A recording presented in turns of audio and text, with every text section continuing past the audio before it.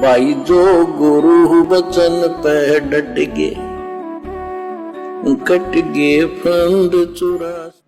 सूर अन-निसा 4 आयत नंबर 10। जो लोग जुल्म के साथ यतीमों यानी बेसहाराओं का माल खाते हैं, यानी गरीबों का धन हड़पते हैं, ठगी करके, चोरी करके, डरा के, धमका के, वास्तव में वे अपने पेट आग से भरते हैं। वास्तव में वो तो जहर खा रहे हैं, जहर। अल्लाह के दोषी बन रहे हैं, अपने पेट में आग भर रहे हैं, आपत्तियों को न्योता दे रहे हैं। जो गरीब असहाय यतीमों को लूट के खाते हैं, डरा धमका के खाते हैं, उनका हक छीनते हैं, और वे जरूर जहन्नम की भड़कती हुई आग में झोंके जाएंगे, यानी नरक की भड़कती हुई आंख में झोंके जाएंगे, अर्थात वे नरक में जाएंगे। आयत नंबर 9। उन लोगों को इस बात का ध्यान रखना चाहिए कि अगर वे स्वयं अपने मरने के पश्चात बच्चे छोड़ते तो मरते समय उनको कैसी कुछ आशंकाएं घेरती। इसलिए चाहिए कि वे अल्लाह से डरें और ठीक बात करें।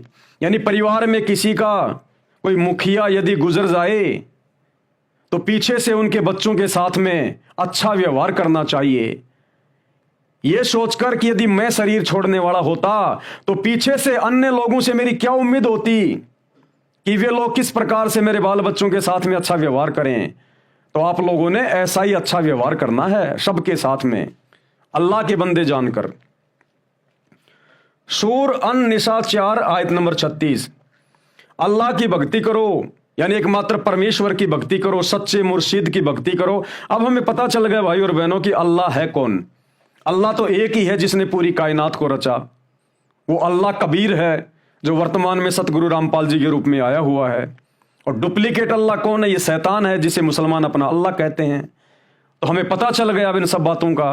तो जहां जहां भी अल्लाह शब्द का जिक्र आए, परमेश्वर का जिक्र आए, अल्लाह कबीर का जिक्र आए, मुर्शिद का जिक्र आए, तत्वदर्शी संत का जिक्र आए, बाखबर का जिक्र आए, इल्म वाले का जिक्र आए, तो समझ जाना ये सारे शब्द अपने पूज्य गुरुदेव पूर्ण ब्रह्म परमेश्वर सतगुरु रामपाल जी के लिए यूज हो रहे हैं। सूर अन-निसा 4 आयत नंबर 36। अल्लाह की भक्ति करो, यानी सच्चे सतगुरु की भक्ति करो। आन उपासना ना करो, यानी अन्य देवी देवताओं की भक्ति ना करो। मंदिर, मस्जिद, चर्च, गुरुद्वारों में धक्के ना खाओ। माता पिता, नातेदारों, यतीमों, मोहताजों, पड़ोसी, मुसाफिर, यात्रा के साथी, उन दास दासियों से जो तुम्हारे अधिकार में हो, सबके साथ अच्छा व्यवहार करो। यकीन जानो अल्लाह किसी ऐसे व्यक्ति को पसंद नहीं करता जो डींग मारने वाला हो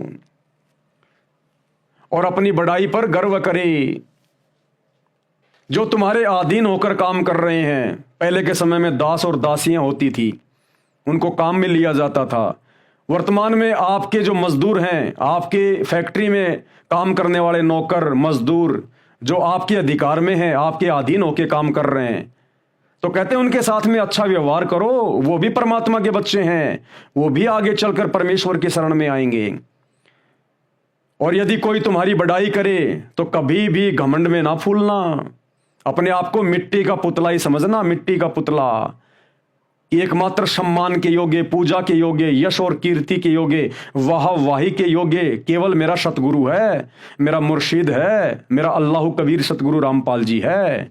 तो अपनी बड़ाई पर कभी भी सीना चौड़ा नहीं करना चाहिए। भाई जो गुरु बचन पे डट गे, कट गे फंद 84 के, कट गे फंद 84 के, कट गे फंद 84 के।